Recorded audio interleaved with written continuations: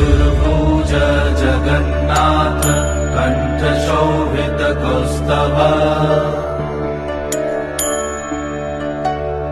Padmanabha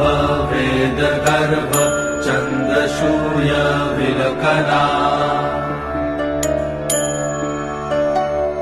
Jagannath Loknath नीलाद्रीश परहरि दीनबन्धुर्दया Sindhu Kripalu जनरक्षका कम्बुपाणि Chakrapani Padmanabha नरत्तम्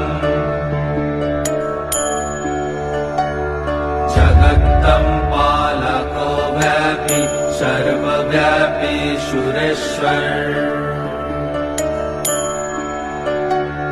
Lokraj Devraj शक्रभूपश्च Bhupathi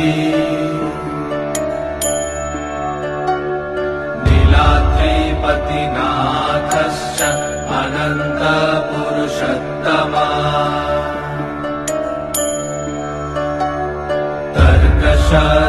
तर्कशधियकल्पतरु